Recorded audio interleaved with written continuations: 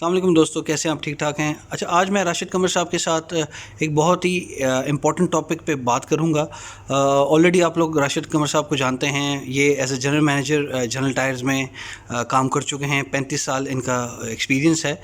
تو آج ہم ان سے ایک بہت ایک جو لوگوں کے ذہنوں میں ایک سوال ہوتا ہے کہ یہ جو اسمگل ٹائرز ہوتے ہیں اور امپورٹڈ ٹائرز ہوتے ہیں، ان کا کیا، ان میں فرق کیا ہوتا ہے، اور اسمگل ٹائرز کے کیا نقصانات ہیں، امپورٹڈ ٹائرز کے کیا فوائد ہیں۔ تو آئیے چلتے ہیں راشد صاحب کے پاس۔ السلام علیکم سر۔ جی وعلیکم السلام۔ سر کیسے ہیں؟ ٹھیک ٹھاک ہیں؟ جی اللہ کا احسان ہے، اللہ کا اچھا سر، یہ ہم لوگ اکثر دیکھتے ہیں مارکیٹ میں لوگ ٹائرز خریدتے ہیں، لیکن ان کو یہ پتہ نہیں ہوتا، ان کو یہ کہہ دیا جاتا ہے کہ یہ امپورٹڈ ہے، لیکن ہوتا وہ اسمگلڈ ہے۔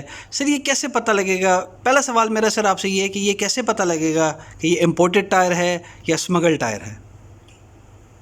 دیکھیں، سب سے پہلی بات تو یہ ہے کہ اس چیز کو جو ہے وہ پہچاننا بہت ضروری ہے کہ اسمگل کا ٹائر اور امپورٹڈ ٹائر جو ہے وہ ان کی کیا پہچان ہے، اور اس کا کیا، یعنی کہ اس کے فائدے اور نقصانات کیا ہیں۔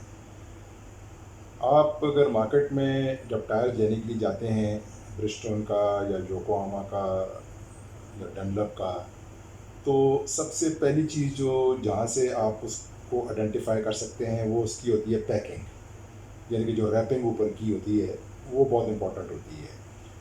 اب آپ یہ دیکھیں گے کہ ڈنلپ کا ٹائر ہے یا برسٹون کا ٹائر ہے یا مشلن کا ٹائر ہے یا کوئی بھی آپ اسمگل ٹائر لیتے ہیں، تو اس کی پیکنگ جو ہے وہ ایک طرح کی نہیں ہوتی۔ ایک ہی ٹائر، ایک ہی سائز آپ دیکھتے ہیں تو کوئی جو ہے وہ یلو پیکنگ میں ہے، کوئی جو ہے وہ لائٹ بلو میں ہے، کوئی ڈارک بلو میں ہے۔ تو اس کی وجہ یہ ہوتی ہے کہ جو امپورٹڈ ٹائرز جو ہوتے ہیں ان کی پیکنگ جو ہوتی ہے وہ آپ دوبارہ سے جو ہے نا وہ اس کو نہیں، یعنی کہیں سے بھی آپ خرید سکتے ہیں یا آپ اس پیکنگ کو یوز کر سکتے ہیں۔ اسمگل ٹائر جو ہوتے ہیں وہ آپ کو پتہ ہے کہ یہ بیک ڈور سے آتے ہیں اور نان کسٹم پیڈ ہوتے ہیں، اور جو بیچنے والے ہوتے ہیں وہ آپ کو اس کی پیکنگ بھی مہیا کرتے ہیں۔ اس کے اوپر جو ہے وہ پٹی سی لگی ہوتی ہے باہر، وہ بھی آپ کو دیتے ہیں، جو کہ مقصد ہے کہ جس طرح سے یہ ٹائرز آتے ہیں اگر آپ کبھی ان کو ان کی اصلی حالت میں دیکھ لیں تو شاید آپ ان ٹائروں کو کبھی پسند بھی نہ کریں گے، یار میں تو آپ کو نئے ٹائر کے پیسے دے رہا ہوں اور آپ مجھے یہ کون سا ٹائر دے رہے ہیں۔ تو پہلی پہچان تو یہ ہے اس کی پیکنگ سے آ جاتی ہے۔ دوسری چیز جو آتی ہے وہ آتی ہے ٹائر کی جو بیڈ ایریا جو ہے، جو کہ رم کے اوپر جو جا کر بیٹھتا ہے اس کو بیڈ ہم کہتے ہیں۔ وہ اگر آپ دیکھیں گے تو جو جتنے بھی یہ ٹائر آپ کے اسمگل ٹائرز ہوتے ہیں ان کی وہ جو بیڈ ہوتی ہے یا کڑا جس کو ہم کہتے ہیں، یا وہ جو رم کے اوپر جو چیز جا کر بیٹھتی ہے وہ یونیفارم نہیں ہوتی، وہ تھوڑی سی جو ہے وہ یعنی کہیں سے ڈی شیپ ہوئی ہوتی ہے۔ اور بعض دفعہ تو کچھ ٹائرز اتنے بری طریقے سے آتے ہیں کہ ان کی وہ جو بیڈ ہوتی ہے، وہ جو بیڈ جو ہوتی ہے وہ یعنی کہ ربر اور وائرس کے ساتھ بنائی جاتی ہے۔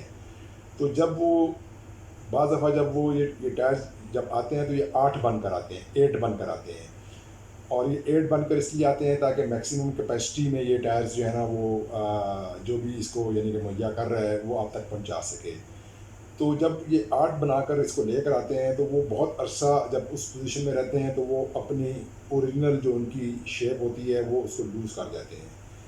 اب جہاں سے ٹائر آپ کا وہ ڈی شیپ ہوتا ہے اس کو پھر جو ہے رم پر بٹھانے کے لیے مختلف لوگ مختلف حربے استعمال کرتے ہیں۔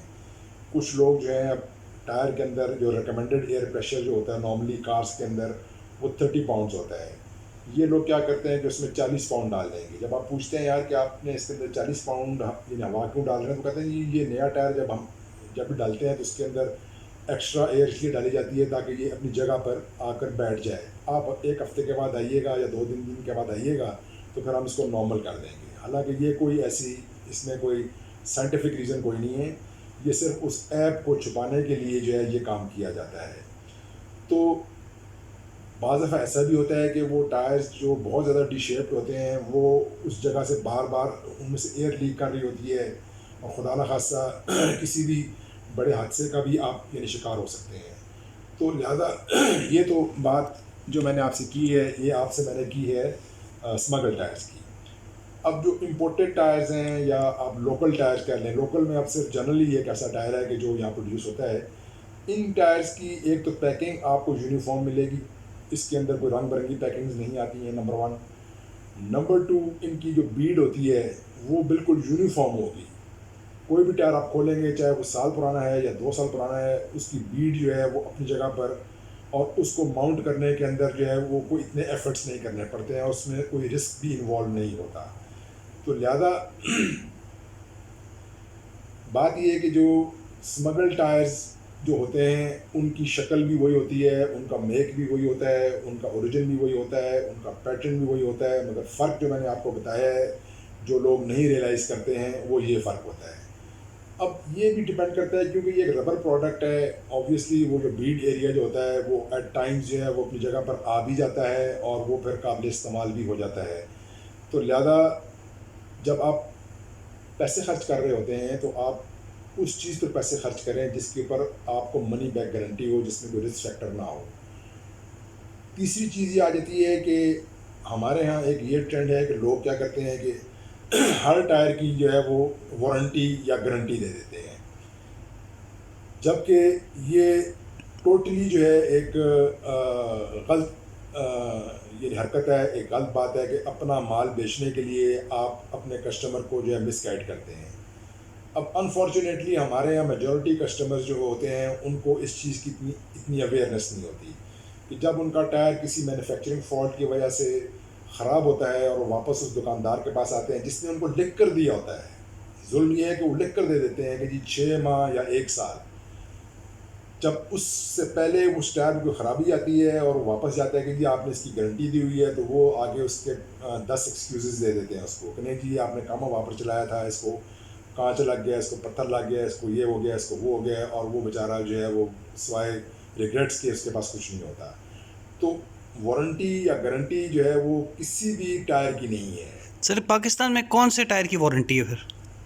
یہ میں آپ کو بتا رہا ہوں کہ وارنٹی جو ہے وہ امپورٹڈ ٹائر کی بھی نہیں ہوتی. اگر آپ یہ کہیں کہ جی اگر آپ امپورٹڈ ٹائر لے رہے ہیں اور اس کی گارنٹی ہے اور وہ بندہ آپ کو کل کو انٹرٹین کرے گا، وہ بھی نہیں کرے گا آپ کو. لیکن جو گارنٹی والے ٹائر کی جو آپ بات کر رہے ہیں وہ صرف جنرل کا ٹائر ہے کہ جنرل کا ٹائر جو ہے وہ آپ کو گارنٹی دیتا ہے، اور وہ بھی آپ کو مینوفیکچرنگ فالٹ کی دیتا ہے. مینوفیکچرنگ فالٹ سے مراد یہ ہے کہ ٹائر کہیں سے پھول گیا. اب پھولنے کی وجوہات بھی بعض دفعہ ایسی ہوتی ہیں کہ ٹائر جو ہے وہ کسی چیز کو ہٹ کیا، اندر سے جو ہے وہ اس کی پلائز کٹ گئیں، اور اندر پلائز کٹنے کی وجہ سے باہر ٹائر سویل کر گیا، تو وہ کسٹمر آپ سے بحث کرتا ہے کہ جی یہ ٹائر پھولا ہوا ہے، اب یہ تو اندر سے خراب ہوا ہے، یہ تو کمپنی کا نقص ہے، یہ فلانا ہے، یہ ڈھمکانا ہے. تو میں ہمیشہ یہ کہتا ہوں کہ ٹائر جو ہے نا اٹ اسپیکس اٹ سیلف کہ اس کے ساتھ آپ نے کیا کیا ہے. آپ نے اس کو کم ہوا پر چلایا ہوا ہے، آپ نے اس کو زیادہ ہوا پر چلایا ہوا ہے، آپ کی گاڑی کی الائنمنٹ ٹھیک نہیں تھی، اس کی میکینیکل کنڈیشن ٹھیک نہیں تھی. دیکھیں جب ٹائر زیادہ ہوا پر چلائیں گے تو ٹائر سینٹر سے گھسے گا، جب ٹائر کم ہوا پر چلائیں گے تو وہ سائڈوں سے گھسے گا. تو ٹائر خود بتاتا ہے کہ اس کے ساتھ کیا کیا گیا ہے. مگر جنرل ٹائر جو ہے وہ ایک واحد کمپنی ہے پاکستان کے اندر جو کہ مقصد ہے کہ اپنے کسٹمرز کو جو ہے فیسیلیٹیٹ کرتی ہے، باقی اور کوئی کمپنی نہیں کرتی. چلے سر، بہت شکریہ سر، آپ نے کافی انفارمیشن دی ہمیں اس اسمگل ٹائرز اور امپورٹڈ ٹائرز کے بارے میں. بہت شکریہ جی. Thank you.